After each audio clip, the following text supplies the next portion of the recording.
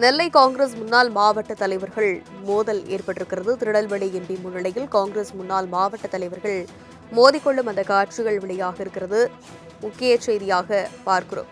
காங்கிரஸ் அலுவலகத்தில் காமராஜர் பிறந்தநாளை ஒட்டி உறுதிமொழி ஏற்கும் போது ஏற்பட்ட வாக்குவாதம் மோதலில் முடிந்திருக்கிறது.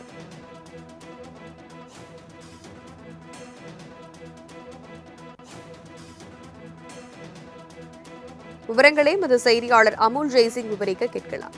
அமுல் ஜெய்சிங், வணக்கம். என்ன நடந்தது விவரம்? தனலட்சுமி வணக்கம். நெல்லையில் காமராஜர் பிறந்தநாள் விழாவின் போது காங்கிரஸ் நாடாளுமன்ற உறுப்பினர் முன்னிலையே முன்னாள் மாவட்ட தலைவர்கள் இருவர் ஒருவர் தாக்கி சரமாரியாக அந்த தாக்கிக் கொண்ட சம்பவம் பரபரப்பை ஏற்படுத்தியிருக்கிறது.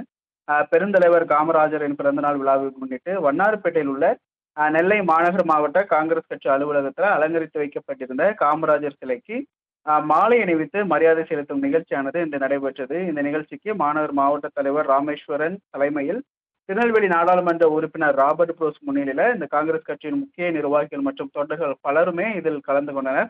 காமராஜர் சிலைக்கு மாலை அணிவித்து மரியாதை செலுத்தியதை தொடர்ந்து நிர்வாகிகள் அனைவருமே ஒன்றிணைந்து உறுதிமொழி ஏற்கும் நிகழ்வானது தொடங்கியது. அப்போது திருநெல்வேலி மாவட்ட காங்கிரஸ் கட்சியின் முன்னாள் தலைவர்களான சங்கரபாண்டியன் மற்றும் உமாபதி சிவன் ஆகியோருக்கு இடையே புகைப்படத்திற்கு போஸ் கொடுப்பது தொடர்பாக திடீரென வாக்குவாதம் ஏற்பட்டது. முதலில் வாய்மொழியாக தொடங்கிய இந்த மோதல் சில நிமிடங்களிலேயே முற்றியது. இந்த ஆத்திரமடைந்த இருவரும் எம்பி ராபர்ட் புரூஸ் மற்றும் பிற நிர்வாகிகள் முன்னிலேயே ஒருவரையொருவர் சரமாரியாக தாக்கிக் கொண்டார்கள். இதனால் காங்கிரஸ் அலுவலகமே பரபரப்பாக மாறியது. இந்த திடீரென ஏற்பட்ட இந்த கைகலப்பால் அதிர்ச்சியடைந்த மற்ற நிர்வாகிகள் மற்றும் அந்த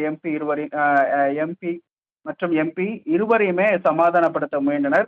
காமராஜர் பிறந்தநாள் போன்ற ஒரு முக்கியமான இந்த தருணத்தில் கட்சி அலுவலகத்திலேயே மூத்த நிர்வாகிகள் மோதிக்கொண்ட சம்பவம் அங்கு கூடியிருந்த தொண்டர்களிடையே அதிருப்தியையும் பொதுமக்கள் மத்தியில் ஒரு பரபரப்பையும் ஏற்படுத்தி இருக்கிறது. இதனைத் தொடர்ந்து அந்த பகுதியில் போலீசார் குவிக்கப்பட்டிருக்கிறார்கள். தனலட்சுமி, விவரங்களுக்கு நன்றி அமுல் ஜெய்சிங்.